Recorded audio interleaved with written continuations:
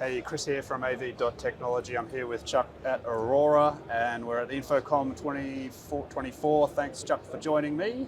My pleasure, my pleasure. So just wanted to get this on camera because this is introducing the new Aurora ReAX room gear. Chuck, it looks like it's come out of the future. Tell us about the new system. So the whole concept with the ReAX room is we want to make as much of what the customer needs for our unified communications in one small package. So we have new this year, our best in show winner is our RXT4DV, and this is the DV, the video version. So all of our RXTs have a full control system built in. But our RXT4D not only do they have a control system, but they have beamforming mics built in. There's actually 8 beamforming microphones in this module. We have microphones in the back and a loudspeaker in the back. The loudspeaker is your audio from the system. Your microphone is your audio to the system. And then your video is your video ingest into the system, the AV over IP. We can set one at each participant. That covers their microphone and the audio back to it, doing a nice mix minus. And this can be scaled from 1 or 2 participants, 20 participants, whatever you need. As big as your switch is, that's how many you can use. And then we have one VPX in the back of the display, plop a camera on top. So RXT4Ds, RXT4DVs, a switch, a VPX TC1 Pro or LT, a display and a camera, and that's your entire room. Very quick, very easy, and they look so nice. They are so nice and sexy looking. They have LEDs on the back and on the front to alert for hand raises, mic mutes, things like that.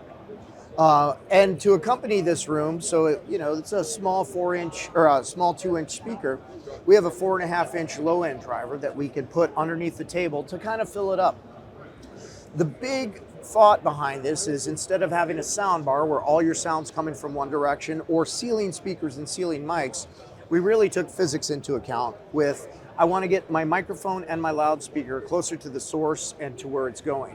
And the closer you have it, the less power you have to use, the less noise gets out of the room, the cleaner the mic sound is going to be. It's just simple physics at that point. I get it closer, it sounds better. So very easy to deploy. And if you really want to get fancy, you add our RSX2, our new RSX2 computer, i7 processor, 1 terabyte hard drive, 32 gigs of RAM, dual video out. That I have a complete UC in a case that I can set up anywhere very quickly. So we've gone sort of the full circle from having everything on the table to getting everything up in the air or next to the display, and now I guess the big sort of change of paradigm that you're advocating is to get everything back on the table, closer to people's mouths. Everything back on the table, closer to your mouth, closer to your ear. And this is great because it's a touch panel, arm's length away. My microphone is an arm's length. My loudspeaker is an arm's length. If I'm going to interact with this, I'm going to keep it as close to me as I can. Sure. So now, instead of ceiling mics, beamforming mics are great. Ceiling speakers are great. But if I can get everything closer, I use less power. Especially if it's got your name on it. Yeah. If I have my seating assignment and my name, and it's really easy to do in our code. The operator can just type in names to a database and upload that, and everybody has their own seat. So a slightly cheeky question, but because you're not actually demonstrating it with Teams or Zoom today, like what does it look like actually in action? It looks like Teams and Zoom. This is just a Windows machine. Sure. We're running Windows 11. You can install Teams, you can install Zoom. If you need to install your special sauce for your enterprise, this is a computer. It's all it is. Sure. So if you put it on your laptop or your desktop, you put it on an RSX2. This is a Windows licensed machine. That's it. There is no secret sauce. Right. It is a straight Windows 11 machine. But by having so many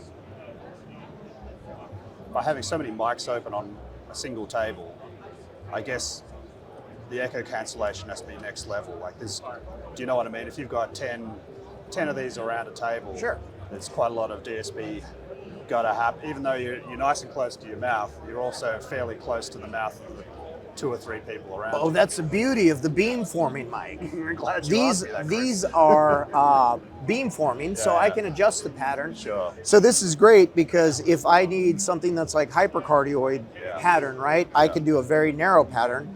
There are 8 mics built into this, so I can cancel out what I need to. Sure. If I need to put it in between 2 participants and go wide, I can set it to go wide. Beamforming mics in the ceiling pick up very narrow or pick up very wide. They do what you tell them to. Sure. And just like having multiple mics on the table, you would still, you know, if you're doing a mix minus or if you're doing setting a specific number of open microphones, it works the same, but everything is built in. So Gotcha. you adjust it for, I have one knob, one open microphone at a time, so people can't talk over each other and get cacophony on the other end, or 2, depending on how far you are. And you can still do things like the chairman can have override. Yep. You know, that's all in the code that you want on there, whatever you want on there. It's a full control system, so it's customizable. So final question, Chuck, before I let you go. Like, there seems to be now an enormous business with MTR. So it's like this huge juggernaut, especially in Australia, like Teams rooms, it's just its own kind of industry. And it's got its own way of going about it. And lots and lots of people are heavily invested in that template. Like, what are you hearing from your customers about sort of like turning their back on the incumbent model to, I guess, take maybe a slight risk on a brand new, untested or leading edge model, a different approach? So I would ask them first, do you have or do you use 2 different kind of microphones? This is another microphone. This isn't my Teams system or my Zoom system. This is a microphone. This is a speaker with an amplifier, and all the things that would go into the rack are in here. The VPX box that you would normally have underneath the table is now just compacted and put here. So the things that you normally use to ingest before it gets to Teams is what we're putting into the package. When it gets to Teams, when it gets to Zoom, when it gets to your Google Hangouts or whatever platform you use, it still goes through the computer. Yeah, but you're not Teams certified and you're calling yourself a ReAX room. So you are intentionally building this as a system. It's not like just another endpoint, another peripheral, something you can put in your MTR. You are marketing this as its own solution.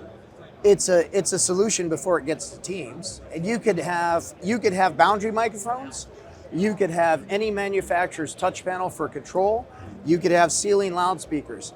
But you can't take the ceiling loudspeakers with you if you're meeting somewhere else. So, it's good, mate. I appreciate it. Yeah. It's brand new. It's interesting to sort of think about how it's going to shake things up. So, yeah. A lot of live events. I've had some live events. People come and say, we set up, delegate microphones with the, the microphone that has the gooseneck and the loudspeaker. Yep. We put it out. And I said, how do you get your video in it? Oh, we bring another kit. And then we have to set up these other AV over IP. Yeah, so you've got category cables going all over. I'm like, but just all there. Yeah, it's all exactly. one. Yeah, it's cool. Well, we'll leave it there. Thanks, mate. Cool. Have a great show. Cheers. Thank you.